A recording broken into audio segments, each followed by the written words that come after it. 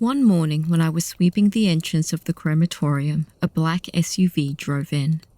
A wealthy-looking man came out wearing a Frank Mueller watch. He asked me straight up to cremate a body. Usually, we get a phone call from a family member or other funeral services before a body is brought to us. We require that phone call because we need papers like the deceased person's insurance and death certificate. After that information is relayed, we then set a time for the body to be brought in. The rich man told me the crematorium director already knew this body was being brought in, so for me to get everything ready ASAP. I asked him to wait a moment and I called the director. He in turn told me to do as I was told, so after hanging up the phone, I opened the door to the furnace.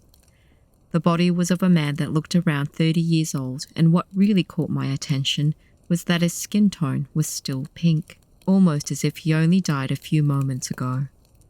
We have to check the body once before we put them into the furnace, which is what I did.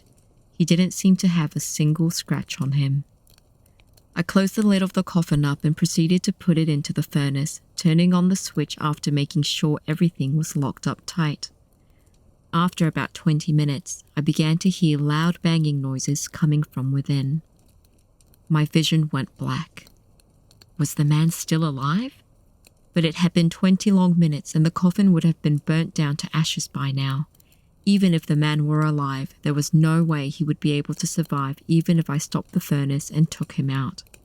Those are the thoughts that ran through my mind, and my legs and arms were shaking so much that I didn't even have the strength to move. A human body usually turns into bones and ashes in about an hour. I was so scared that I couldn't open the furnace door for another 30 minutes after that.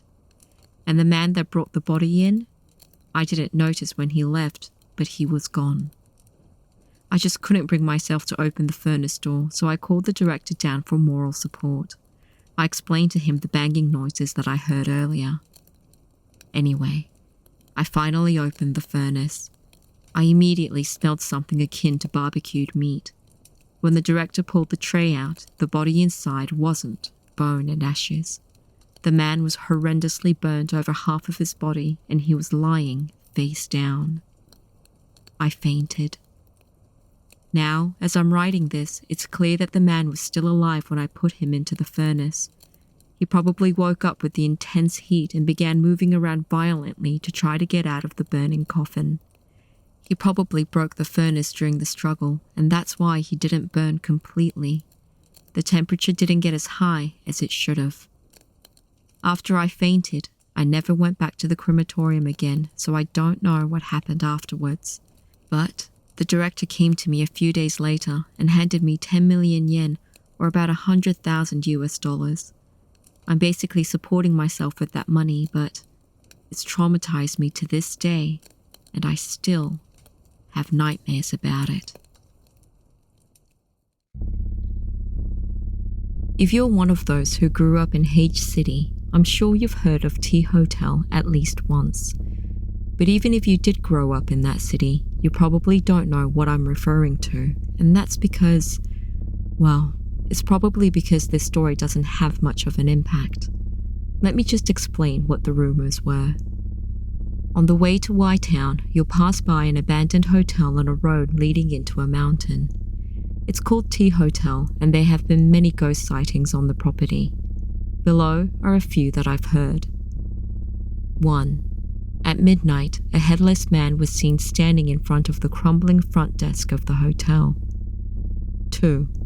One of the rooms on the 5th floor is filled with ofuda, and if you dare to take one home, something bad will happen. 3. The basement is locked, but you can hear footsteps from inside. 4. A childlike apparition will chase you in the parking lot. 5. You can hear a woman crying near the emergency exit on the 1st floor. There are many other sightings, but in all honesty, it just sounds like a bunch of people came up with some stories that eventually took on its own flavor as it spread. But T Hotel actually exists. So does Y-Town. It even used to boast its own ski resort. If you're from H City, then you know all of this. It was normal for high schoolers and uni students to check out T Hotel. When they got back, they'd tell everyone of their heroic feat. When I was in high school, my friend who went to the hotel told me that it was just a plain old abandoned building, that there was nothing paranormal about the place. I've blabbed on too much. What I'm about to tell you is about what happened at this T Hotel. I won't try to stop anyone who tries to visit it after reading this story, but I'm going to tell you right now that you won't find what you're seeking for. Only deep sorrow exists there. It all started with my uni friend Makoto. We were in the same club and he's my best friend. "Hey, have you ever been to T Hotel?" he asked me one day out of the blue. "Nah, never. I've heard about it, but I've never actually been there." "Oh, sucks," he said, sounding disappointed. According to him, he was having dinner with his family and all his relatives a few days prior after a memorial service when the topic of the hotel came up. His cousin told him he went there, but that he didn't see anything. No one really believed him and poked fun at him, saying that he probably came back before he even got there because he got too scared. They were all getting rowdy when Makoto's uncle, who had been sitting beside him without breaking a single smile, said quietly, "It's not the hotel that's terrifying, it's that building." When his uncle was about to leave for the night, he asked him about what he said. He looked surprised, asking how Makoto knew about it. He apparently had a lot to drink and didn't realize he had spoken those words out loud. "You shouldn't go anywhere near that hotel, let alone Y-Town," was all he said before going home. That building. The way he phrased it nagged at Makoto. If he meant the hotel, why didn't he just say T Hotel instead of being cryptic about it? He came to the conclusion that the building his uncle was referring to was the something else that was more terrifying than the hotel itself. That only meant one thing. There was another haunted spot near the hotel. Maybe another wing of the hotel or some other completely different building nearby. "Right. So you basically want to go check it out, right?" I said to him as he nodded his head eagerly. "I've already asked Ren and Haruto and they both want to go." Ren and Haruto weren't in the same club as us, but we were taking some of the same classes, so that's how we all became friends. Because they were from out of town, they didn't know anything about T Hotel, but Makoto had told them it was an infamous haunted spot. Makoto and I, on the other hand, were born and raised in H City, so I couldn't exactly be the only one who didn't join. "I guess I can go, but how are we going to get there? Do you even know where it is?" "I'm going to borrow my dad's car, and I'm going to ask my cousin where the hotel is." It all took shape quickly after that. We all decided to go before Ren and Haruto went home for summer break. We decided on the exact date and figured it would be best to go at night, so planned to get there at 9 p.m, explore for a couple of hours, and then head home. Before we went on this expedition, Makoto tried asking his uncle about the building, but wasn't successful in getting any more information about it. On the day, we all gathered in front of Makoto's house. "Hey, what's this hotel like? Can you tell us anything else before we actually get there?" Ren said to me excitedly. Haruto remained silent, doing something on his phone as we waited for Makoto to come out. It was doubtful that he joined because he was interested in haunted places, but Haruto always had a calm demeanor, so it wasn't surprising to see him this calm. Ren said, "Yo, Haruto, you're so quiet. Aren't you the least bit excited?" "Honestly, I'm not that interested." And he continued to stare down at his phone. Makoto finally came out after a while and we all climbed into the car. "So, what kind of ghosts appear? Maybe those who unalived themselves?" Ren continued talking and asking Makoto a million questions. "I keep telling you, man, we're gonna go to a place close to T Hotel. I don't know anything about this place, so stop asking me." We finally reached T Hotel without having an inkling as to what this scary building was all about. The hotel was surrounded by a forest and was fairly close to Y-Town. There were no signs and the roads were difficult to navigate, so it's probably not easy to spot if you aren't looking for it. Looking at it from the car, I felt some kind of emotion when I saw the abandoned hotel. I felt heavy thinking about what we were about to do. I wasn't excited about it because ghosts and other things paranormal have always scared me. It took us longer than expected to arrive and it was already close to 10 p.m. T Hotel had 6 floors and was slightly bigger than the average business hotels across Japan. I don't know how long it's been abandoned for, but it didn't look as dilapidated and creepy as I had imagined. It actually might have looked scarier in the day with all the details coming to light. We parked in what I believe used to be a parking lot in front of the hotel. Makoto and Ren were talking excitedly, but Haruto was staring at the hotel in silence. I looked around but couldn't see much in the dark other than some tall weeds and a few trees. Right, so now we're going to go look for that building my uncle was talking about. Ren and I will go around the right of the hotel, you and Haruto go left, Makoto said to me. He made sure all our phones had reception and ran off with Ren all hyped up. Okay, guess we should go then, I said to Haruto, and we began walking. Why did you agree to come tonight? I asked him. Well, like I said earlier, I'm not into haunted places, but I figured it was something different and could be interesting, Haruto replied while shaking the flashlight from side to side. I can think of better ways to make memories, I replied as we looked around. The only thing we could see were trees and grass, no buildings. About 20 minutes went by when I got a call. Ren had discovered a road, so he told us to meet back up at the front of the hotel. When we got there, we encountered Ren and Makoto, who were still hyper as ever. They took us around and showed us a road leading out of the edge of the parking lot. It was unpaved, but we could see it stretching into the forest. I was surprised they spotted it with all the overgrown grass and weeds everywhere. What do you think? It's a road, isn't it? Maybe the building is at the end of this road. Ren was talking fast, almost as if he was ready to run towards it. I asked him, May I ask why you're so excited about all this? Dude, what if we actually saw a ghost? It would be the best icebreaker ever when we meet up with girls. I didn't know whether to take his reasoning seriously, but his excitement was definitely real. We began following the road, using our arms and legs to make way through all the weeds. The road went uphill for a while, and when we reached the top, became flat again. We continued following it when we began to see a building take shape on the mountainside. Distance-wise, it wasn't far from T Hotel, but it was a single building surrounded by absolutely nothing else. It was like a cabin and had 2 floors.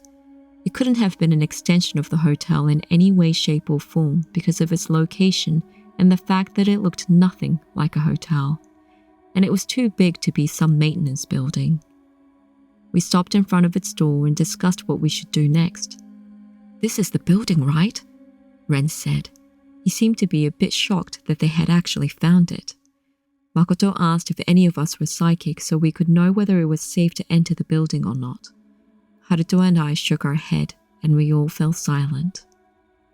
After a bit, Makoto said, Let's go in. And he began walking towards the door. The 3 of us followed him and watched as he put his hand on the doorknob and opened it. The door creaked, but it opened without a hitch. It obviously wasn't locked.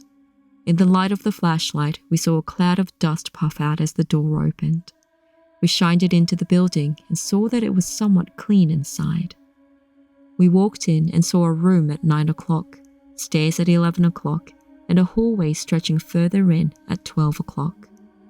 There was nothing that looked like a counter, which made it clear that it was completely separate from T Hotel. We looked at the time and saw that we'd already been out there for an hour. I don't want to hang around too late, so let's split into 2 groups again, said Makoto, and we all nodded. Makoto and Ren would go check out the 2nd floor, while Haruto and I checked out the 1st floor. Without waiting for our response, the other 2 hurried on up the stairs. I was too scared to split up from Haruto, so we both walked into the room next to the stairs. Other than all the dust, the room was fairly tidy. There was a table in the center of the room and some chairs that were on their side.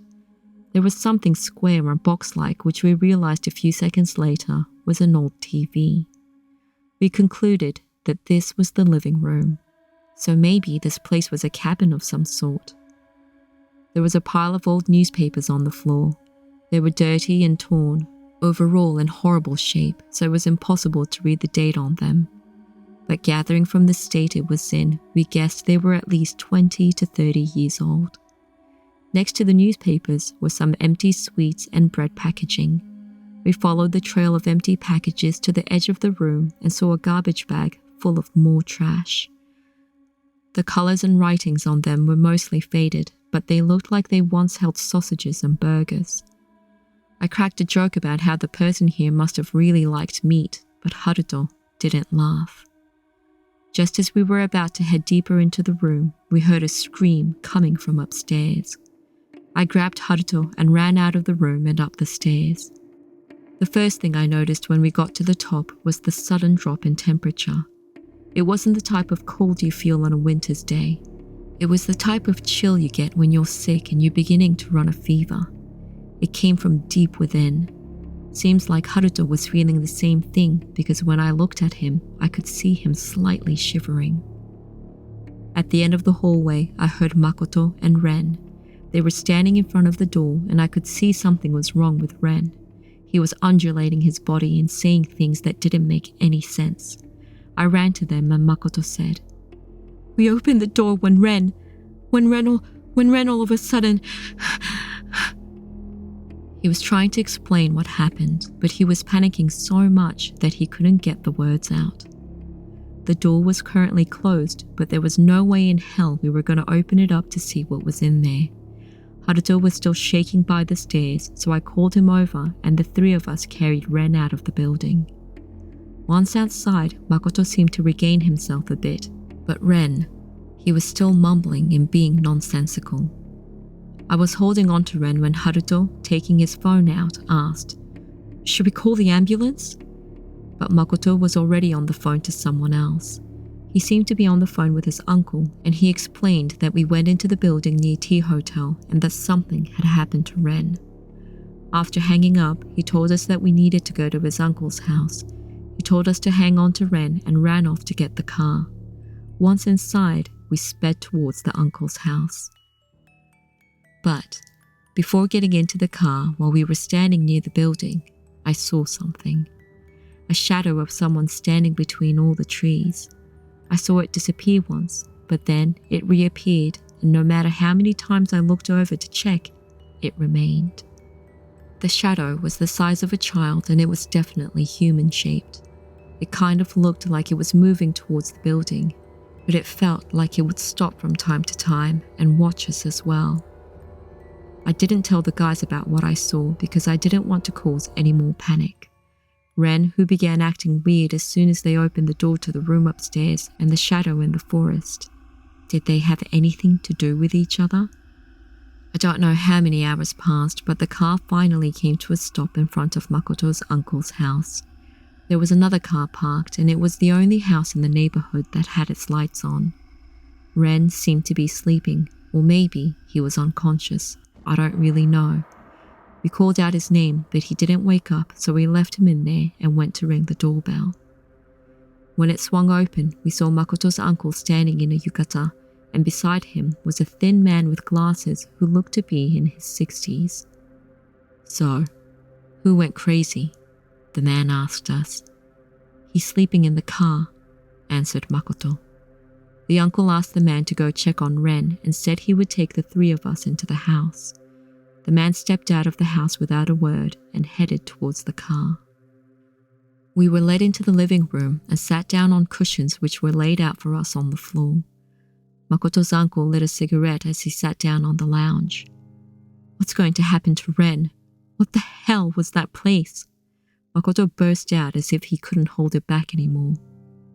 "Just wait," was all his uncle said. After a while, the other man came back and the uncle asked how Ren was. "I think he's alive, but I'm not too sure. I've contacted the others and they're on their way to pick him up. He too took out a cigarette, lit it up and sat down next to the uncle on the lounge. Let me introduce him to you guys. This is Mr. Kato. He's helped me out numerous times from when I was still in the police force. He's what you call a medium. Mr. Kato said, You know, you boys are pretty stupid. Even the dumbest person would have been able to tell that that building was unsafe to enter. He laughed as he said those words, and the uncle continued the conversation. Well, we can't take back what's already been done, but I need you guys to promise me that you'll keep all of it a secret. Things will get too dangerous if this spreads any further. That building, it belonged to the owner of T Hotel. Makoto asked in a soft voice. So, are you saying that the spirit of the hotel owner appeared? Nah, the owner stole money and ran away. That's actually one of the reasons the hotel went under. In fact, no accidents or deaths have ever occurred at the hotel. All those paranormal sightings were planted by the local police. They purposefully kept the rumors within T Hotel so that people who came to explore only focused on the hotel itself and didn't venture into the forest. They wanted to prevent people from discovering the owner's cabin. Now, let me summarize what Makoto's uncle told us. We need to go back 30 years for this story. There was a man called Junichi who was from H City. He was your normal businessman working at a medium-sized company. He had a wife and one son who just entered elementary school. They were adored by everyone and were the perfect family. However, not one, but two tragedies hit the family. First, Junichi's wife dies unexpectedly due to a car accident. Not even 6 months later, his young son was diagnosed with leukemia. It was in the day and age where treatment wasn't as effective as it is today, and the doctors gave him another 6 months to live. Junichi's life was flipped upside down within a year, and his life became a repetition of going from his house to work and then to the hospital. His co-workers worried about him, seeing him begin to lose weight almost on a daily basis. They explained how difficult it was to watch him go through all of this. Not even 6 months went by when the little boy lost his battle and passed away. Junichi's father said that when him and his wife arrived at the hospital, he observed Junichi repeating the words, "It's okay, it's all right," towards his son who was still lying in his hospital bed. After taking his son's body back to the house, Junichi told everyone that he wanted to be alone with his son and asked them to return the next day. Everyone respected his wishes and turned away, including his parents who were staying at a hotel nearby. The following morning, Junichi's parents headed back to his place. When they arrived, they noticed his car was gone. The house was unlocked and no one was home. It wasn't just their son who was nowhere to be seen, but also their deceased grandson. Alarmed, they immediately called the police who came straight away. The detective in charge of this case was none other than Makoto's uncle. They went to every place where Junichi might have gone, including various hotels and motels. They asked help from volunteers and searched for 7 days straight, but Junichi and his son couldn't be found. At the same time that this was going on, there were 3 missing person cases that were occurring one after another in H City. The first was a man in his 50s who went missing after going out drinking with his workmates. He never arrived home, nor did he ever show up for work. The second was a girl in 2nd grade who went missing after she went to a park to play. She never came home. The third was an old man in his 80s who disappeared while he was out for a walk. All 3 of these cases occurred within a span of a week, and it was taken up by all local and national media outlets. Because the police had to work on these 3 cases at the same time, they couldn't put as many manpower and hours to continue the search for Junichi and his son. A month passed since they had gone missing when something happened that blew the case wide open. Over in Y-Town, several dogs were getting injured. They had all been bitten by something. Because Waitan was situated next to a mountain, people figured there was a wild dog that was going around attacking their beloved pets. The townspeople contacted the hunting association, and it was decided for them to go search for this wild dog. It was during this expedition that the hunters found Junichi's abandoned car. I should mention that T Hotel was already abandoned by this time. The police were contacted, and the hotel owner's cabin was discovered while searching around the hotel. They felt suspicious of the building and decided to head in. What they found were peculiar. In a room on the second floor, they discovered 3 dead bodies that seemed to match those that had gone missing, and another dead body on the first floor, probably that of Junichi. All 4 bodies were in an advanced state of decomposition, so their identities couldn't be confirmed at that stage. The 3 upstairs looked like they had died around the same time. They were all naked and were lined up neatly next to one another. All of them had a stab wound in their chest and evidence that some of their organs had been taken out. Junichi's body, on the other hand, wasn't as badly decomposed as the others, and parts of his body looked like it had been mauled by some kind of animal. The strange thing was that his son's body couldn't be found anywhere. It was still missing. Mr. Kato interrupted. Using people's souls to move and control a corpse, this is outside the laws of the physical realm.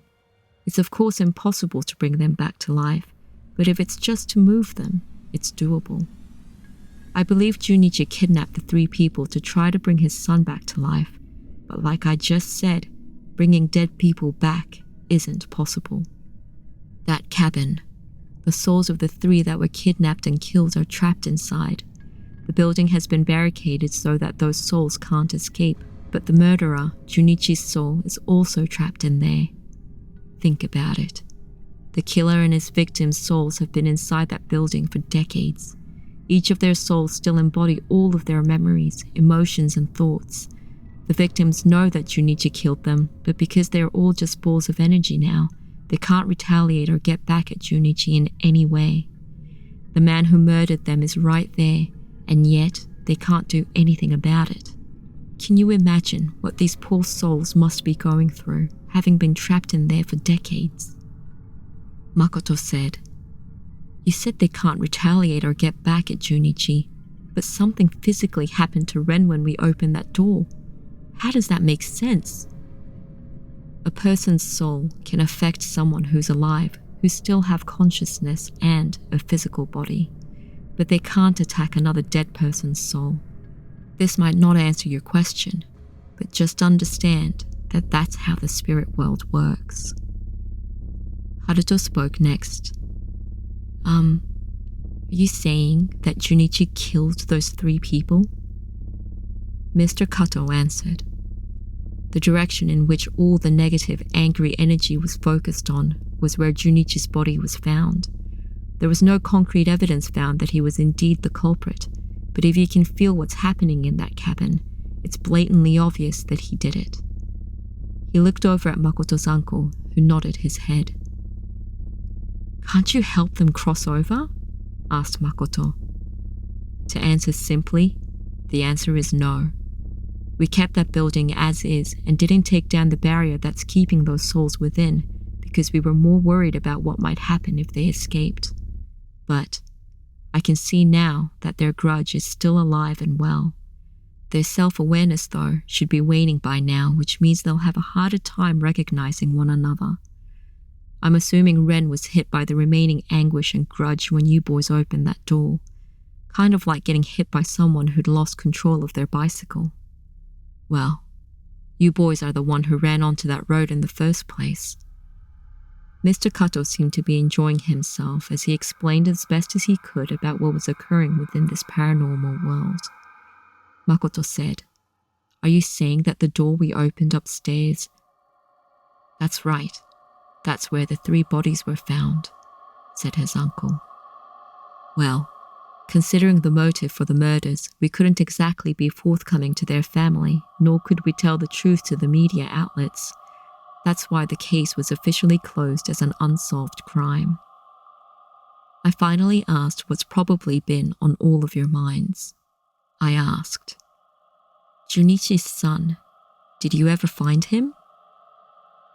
No, I don't really know the ins and outs of how it all works, but when one gives motion back to someone who's passed away, it apparently repeats old habits over and over again. Considering Junichi's son was still young, he's probably eating, sleeping, and playing, stuck in that loop, Mr. Kato said. We could gather from Junichi's abandoned car that it hadn't been used for a few weeks prior to being found. Having been there yourselves, you know that the only place within walking distance is Y-Town. We asked around, but none of the townspeople saw anyone matching Junichi's description shopping or anything. There were no incidents of crops being stolen from fields, nor any burglaries. The only thing we can conclude is that Junichi remained in that house for weeks without stepping out. Upon their discovery, we cleaned up the house quite a bit. There were lots of food wrappers and many kids' toys and books. The owner of the cabin was a single man, so it's unlikely they belonged to him, which means Junichi himself brought those things in.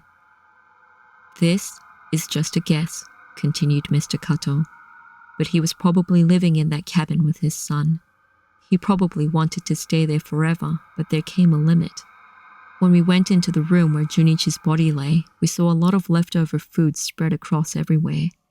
I saw what I thought was a beef patty on the floor, but couldn't find any open packets.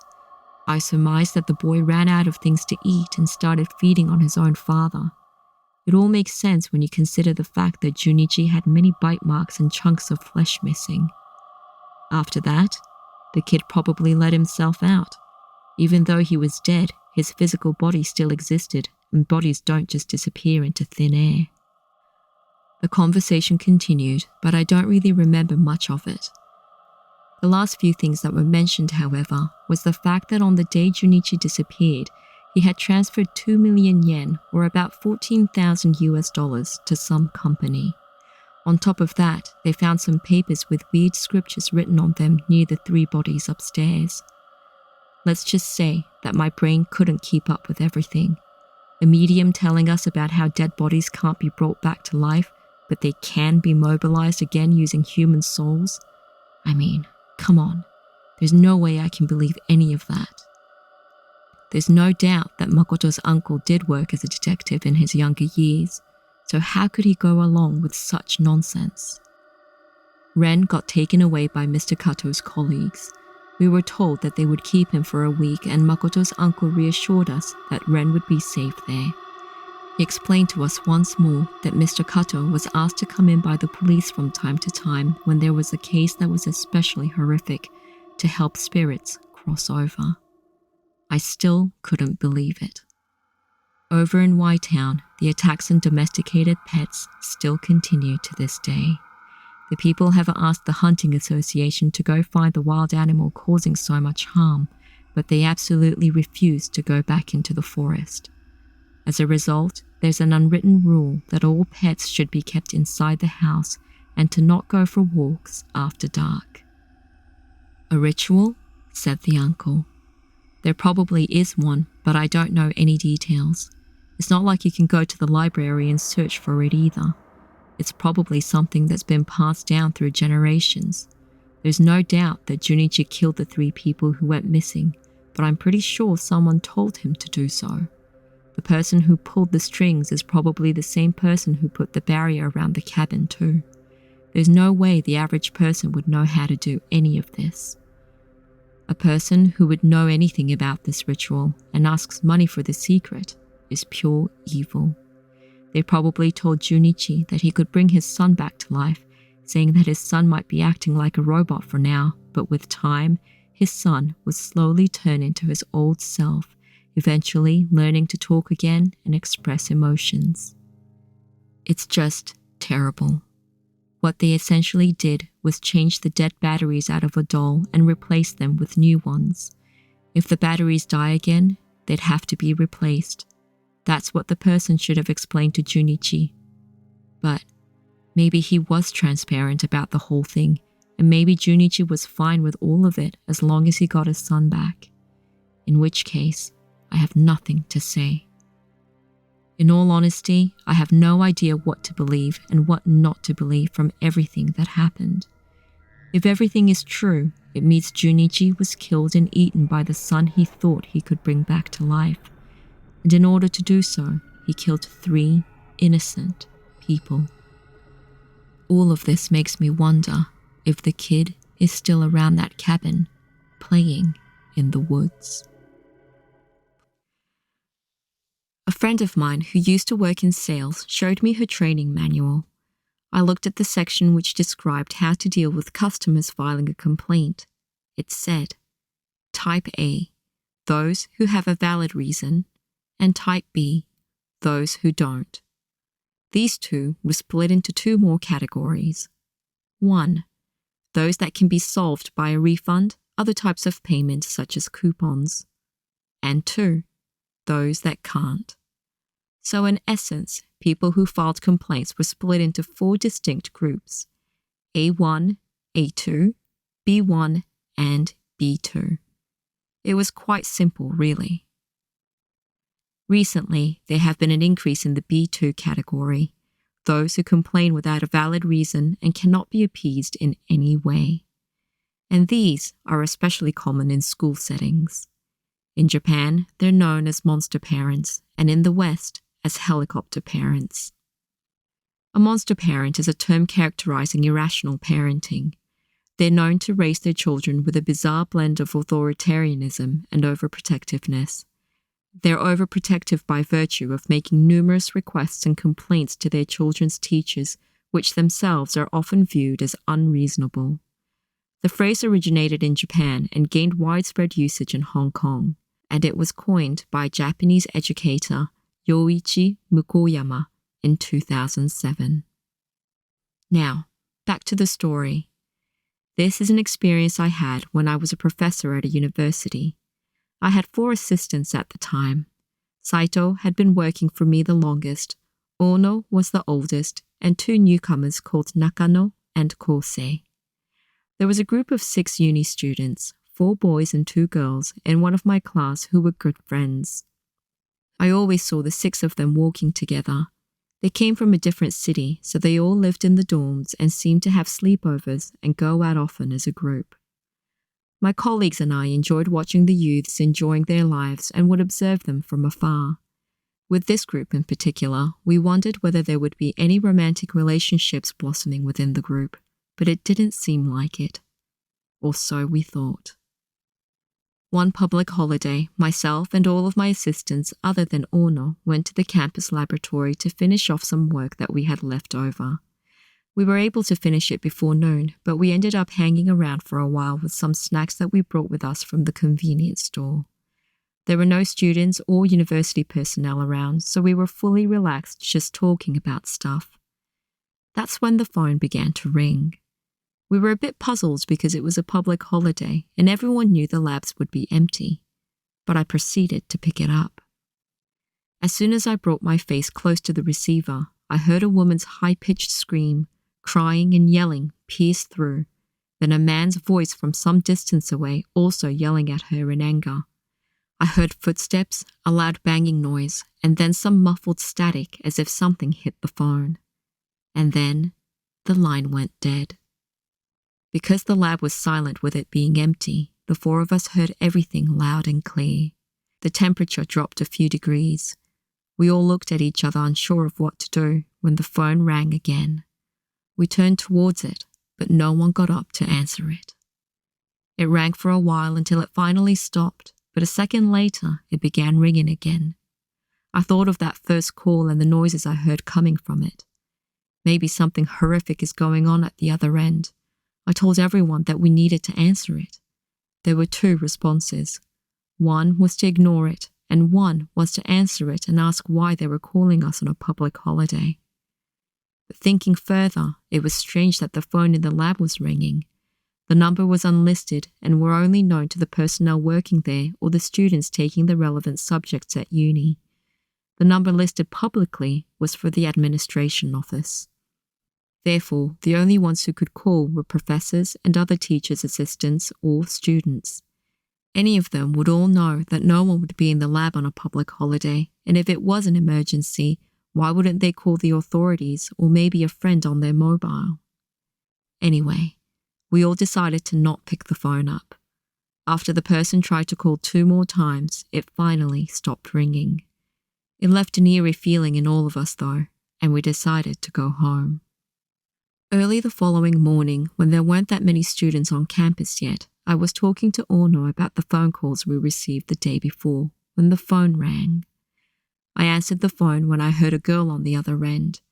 She was crying so much that I could barely understand what she was saying between her hiccups, but she was trying to say her name, which I recognized straight away. She was one of the girls in the group of 6 students. I asked her if everything was okay, and she began to apologize and said for us to run away because her parents were on their way to the campus. She sounded extremely desperate, urging me to listen to her, to avoid her parents at all costs. I couldn't really understand why it would be such a terrible thing for her parents to come and why we needed to run away. The student was in hysterics and couldn't seem to explain what was happening. I could feel her desperation, but I had work to do. As a professor, I couldn't just leave my post and ignore my duties. Feeling a bit uneasy, I proceeded with my day and got ready for my first lesson. A bit more time went by and I began to relax a bit when an assistant from another subject burst into our lab. She told us that there was an older man and woman, probably parents of one of the students here, at the reception yelling and screaming and causing a massive scene. I might have started crying if I were alone. I left Nakano, who already looked like she was about to cry, and Ono behind and took Saito with me. We ran towards the office and it didn't take long to hear angry yelling echoing down the hallway. All of this made me think about the calls we received the day before, and I remembered thinking how we would finally be able to figure out what the hell was going on. The first thing that shot into my vision was a woman. She was dressed to the nines, but it was a different story from her neck up. Her hair was disheveled as if she'd just climbed out of bed and she had zero makeup on. She was slamming her hands down on the counter and screaming. And then I saw a man, again, dressed very smartly, trying to climb into the office itself through the partition glass. There were 2 employees trying to hold him back from doing so. There were pens and other pieces of paper all over the floor, and the pot plant which used to sit on the counter was also on the ground, its contents spilled out everywhere. Holy shit. Now that I was there, I couldn't turn away as if I hadn't seen anything, so I announced my presence as loud as I could, stating my name and which subject I was in charge of teaching. The woman turned around with an entirely crazed look, screamed out unintelligible gibberish, and at the same time slapped me hard across my face. She then grabbed me by my hair and started yelling at me. Can anyone tell me why women always go for the hair when they get violent? Anyway, I was in shock with the slap and the pain in my scalp and felt disgusted as I felt her spit showering down on my face. The only words I could pick up from all of it were, "Why?" and "This is all your fault." She was shaking my head from side to side by my hair, and I couldn't believe this grown-ass woman, almost in her 50s, was behaving this way. The woman was quickly stopped by none other than her husband, who I guess didn't approve of actual physical violence, even though he was trying to climb into the office himself. She probably only had me in her grasp for about 5 seconds, but having never experienced violence in my life, I was frozen and in shock. Saito and another employee grabbed me and hurried me away to the on-campus infirmary, so I don't know what happened afterwards, and the day came to an end. The next day, my 4 assistants and I were called in by the head office. The student, Ido, was sitting in the meeting room. Her face was red and puffed up as if she'd been crying non-stop. As soon as she saw us walk in, she began apologizing to us. As you've probably guessed by now, the calls we received during the public holiday was made by Ido, and the man and woman duo the day before were her parents. Apparently, they made a surprise visit on the holiday and saw a photo in her room. It was of her and her group of friends, and if it were just a normal photo, probably nothing would have come of it. But in the picture, she was only wearing her undershirt. I don't know what the others were wearing, but the parents assumed the worst and blew up in more ways than one. Now, I would understand if her parents' anger got directed towards the other students, but why towards the university? We were baffled. According to the parents, the following were their reasons. Number 1, the university should create a space for her daughter to make proper friendships. Number 2, the university is entirely responsible for accepting students who would do such obscene acts towards their daughter. Number 3, the university should have recognized and stepped in to protect their daughter from these acts. And number 4, the university should punish the students who are responsible. They basically wanted us to perform the role of her parents while she was away at uni. The student knew her parents were way out of line.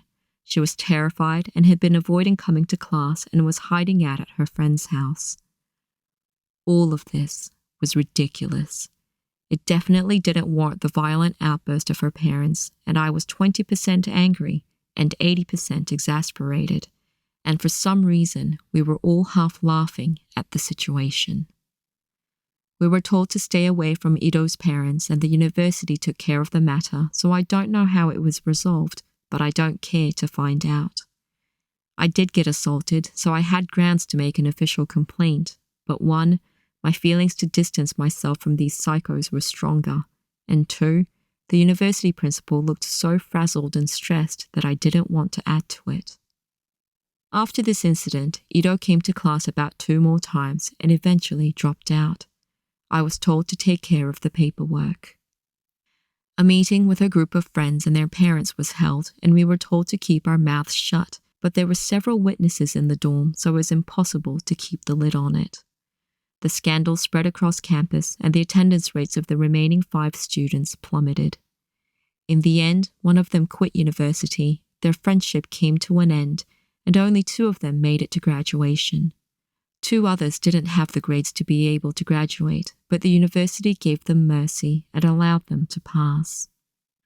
A few years have gone by, and all my assistants have moved on to bigger things, but Saito and I are still friends and meet up from time to time. When we meet up, we usually talk about monster parents. Remember the time a student lost her wallet due to her own drunkenness, but her parent called and asked us for information on a friend she was out with? The parent was so sure that her friend stole the wallet and wanted to contact her directly and demanded to pay for the wallet and the money she stole. And another time when a student failed the exam to transfer to a different university. That parent called and demanded that his kid be able to study at the uni for free for another 2 years, as if it's the university's fault that the kid failed his exam. There are so many other stories that describe all the crazy actions of monster parents. They see their children through some kind of filter, and, with their overbearing love for their offspring, they try to force the entire world to work in their favor. The words selfish and self-centered describe these parents to a T.